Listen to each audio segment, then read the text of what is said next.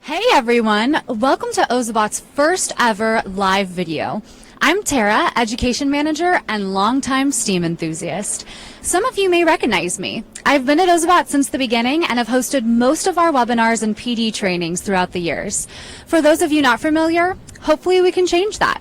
It is so much fun working with educators like yourself that have adopted our robot in your classroom to teach coding with our screen-free color codes and connected Ozoblockly.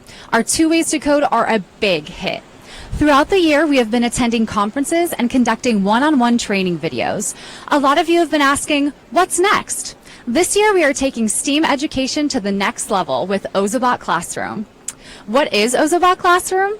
Well, for now it's on the DL, unless you happen to be attending ISTE on June 24th. If you're going, make sure you stop by booth 1952 to get a one-on-one demo in our new Ozobot Dome.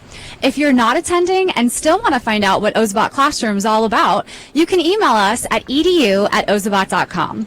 For now, we're going to give you a tour around the Ozobot campus a little bit. First, we're going to introduce you to Diego, who is going to show you our Ozobot video studio. Next, we are going to have a nice chat with Lee, one of the lead engineers that worked on Ozobot Classroom. He has promised not to give anything away just yet.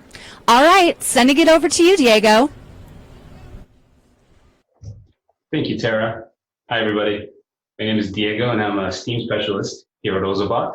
I've been with the company since we started our push for STEAM education, and I've helped bring STEAM education with Ozobot to over 20,000 schools worldwide.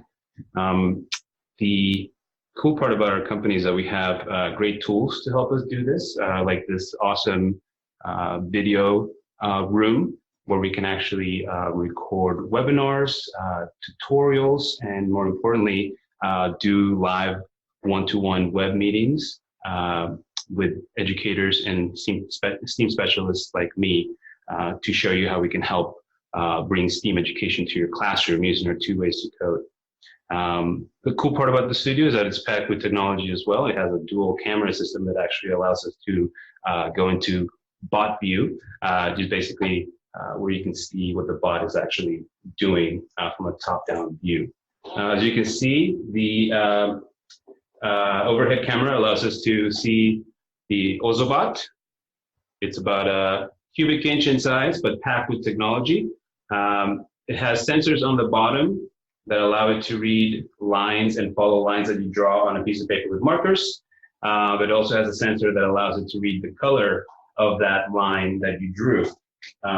This comes into play with our patented color code language that uses markers, paper, and the robot to then control the speed, behavior, and movements using just a color code language and markers and paper. If you want to know more about color coding, make sure to visit us at ISTE or book a one-to-one appointment with one of our STEAM specialists. We also have a second way of coding that actually uses a connected device like this iPad here to then do visual programming called Ozoblockly.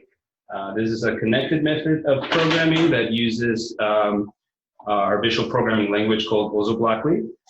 You can see the iPad on your screen, but I'm going to switch over to our screen share so you can get a better view of Ozoblockly. So another great feature of our recording studio is that we can share the screen with you so you can get a better view of Ozoblockly. And you can see in the top left that we actually have 5 different levels of difficulty. First level being for free readers, because it's all picture-based. So you can actually just drag and drop these blocks of code into the editing screen and have even pre-readers use some visual programming. We also have level 2, which introduces words, but also concepts like loops and sounds. Level 3 introduces logic, introduces control of the proximity sensors that are also inside the robot, adds more sounds, including musical notes. Level 4 introduces concepts like math, variables, functions, more intricate coding concepts, level 5, adds, arrays, and lists. So it's a great way to progress from very young to much older. So it's a K to 12 solution. You can also see that you can just run the program and the robot will actually perform the functions that you edited on the editing screen. These two methods of coding are great to be used in other subject matters that go beyond programming and coding. For example, our lesson library, free lesson library on our website has science lessons that use Ozoblockly to then have the robot move to the different sections of a cell. An English lesson might use color coding and line following to outline the plot of a story, for example. So there's great ways to use our two methods of coding to then teach a full range of subjects in your school. So if you would like to get a live demonstration, you can always visit us at ISTE. That's our next education conference. But if you can't make it, or if you'd like to have a one-to-one demonstration with one of our STEAM specialists like myself, make sure to go to send us an email at ozoedu@ozobot.com to book a one-to-one meeting. And thank you so much for stopping by, guys. I'm going to send it over back to Tara in the engineering office. That was Diego, one of our STEAM specialists. Thanks, Diego, for showing off the virtual demo setup. If you're new to Ozobot, contact us to set up an appointment. I'm now in our engineering office with one of the OG Ozobot engineers, Lee. Hi, hello. Hi. Thanks for joining us today. My pleasure. Lee is one of our senior engineers and has played a major role in both server and mobile app development. Most recently, he's been hard at work developing Ozobot Classroom. Lee, we have some questions for you that educators have submitted to us. Fantastic. Okay, let's get started. Can you tell us a little bit about the process of building Ozobot Classroom without giving away anything? I'll try.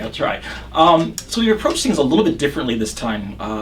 What we've done is we've sort of taken a lot of input from conferences we've attended in the past from educators and collected a whole bunch of data from educators in terms of how they're running the classrooms, what their students are doing, how many students they have, what platforms they're using. And it was really kind of fascinating in that we had our preconceived notions of what we were building before we went into this this sort of session of collecting information. But when we got back, we really had to tear up a lot of our systems, in the ways we approach, ways that we have been approaching coding and writing our back-end server software and things like that. And we've always sort of been on the cutting edge of things, and it seems to sort of fall in that area again, where because we have to do things a lot differently this time based on the feedback from the educators, which really kind of turned us almost 180 degrees in some ways. We're kind of on the bleeding edge of things, and we're always crossing our fingers, trying to get things to work. And and when it does, we're always kind of very glad, because I think everybody's been very, very happy with kind of what we're able to produce with the feedback we've gotten from educators. Yeah. And then what about STEAM education? Can you talk about why we're developing tools to help bring STEAM into the classrooms? Yes, well, the way I like to think of it is there are kind of two kinds of education. There's sort of a perpetuation type of education, which uses a kind of well-established knowledge base, Shakespeare, classical mathematics, that sort of thing. It doesn't really change all that much. We have Common Core now, of course, and it's a little bit tricky to get on top of that sometimes, of course. But once you've got that, it's settled. It's the same. And then there's another kind of education, which is almost what you would be teaching in trade schools, where it's sort of on the the wavefront of the career space, where you're learning new technologies that are being used in production right now that are changing almost constantly. And there's a level of comfort, I think, that educators need to be at in order to really teach effectively. You have to be comfortable with the subject matter, in order to approach your students and kind of, confidently tell them, this is, kind of guide them in the way that you think is best for their development. And we're trying to develop tools that really make educators feel comfortable with the subject matters. And these subject matters are wide and varied, because it's kind of interesting that they interact now and cross-pollinate with all sorts of subject matters. It's not just, programming. It's programming in history, programming in art, programming in music, coding in all these various ways. And the more we can do to make our educators feel comfortable and at ease with their students, with the subject matter, I think the more that we will have accomplished our mission here. I definitely agree. Do you think it's important to introduce coding and programming into schools? I do a lot. The way I kind of look at it is this. I have this analogy, like imagine we're like in ancient Egypt, right? And you're kind of near the Nile, you're a farmer and you're kind of tending to the papyrus reeds or whatever. And back then, if you wanted to sort of count the papyrus reeds or whatever, you called a specialist, and this specialist would be somebody, a scribe, that knew how to read and write. It was something that very, very few people knew how to do. But fast forward today, and you go up to somebody and they know how to read and write. It's like, what happened? We made a mistake someplace here with education somehow. This person doesn't know how to read and write. It's everywhere. It's used in all sorts of disciplines. It's just expected. And it's the same way with programming in some ways, where we're still on the path, sort of midway there. But it used to be a very, very specialist field. You needed some programming done or some technology integration, and you went to the guy that knew how to do this, and it was completely kind of foreign. But now, more and more, and especially in the professional world, there are hooks for programming and all sorts of applications and packages that your students will be eventually using when they get into the workforce. So it's becoming more and more the reading and writing of the upcoming centuries that we're going to be in. Upcoming century, excuse me. We're going to be looking at programming not as just sort of this specialized thing that one or two people are doing, but as something that everybody needs to sort of modify and hook into a lot of the technologies that are going to be propagated in the workforce. Well, thank you so much, Lee, for joining us today. My pleasure. Yeah. Thank you. That was Lee, a senior engineer here at Ozobot, and we really appreciated all of your insights. Oh, thank you very much. Thank you. And thank you for tuning into our very first live video. If you'll be at ISTE, be sure to come by booth 1952 to be the first to get a peek at the new Ozobot classroom software. You can even stop by and say hi to Diego and I. If you're unable to make it to ISTE this year, we will bring some of the experience to you with live videos from our booth. So be sure to tune in June 23rd through the 26th to check out some fun content. And finally, don't forget to sign up for a one-on-one training demo with our team at edu@ozobot.com. If you posted a question in the feed, our team will get them answered as soon as possible. Thank you for joining, and I hope you have a great summer break.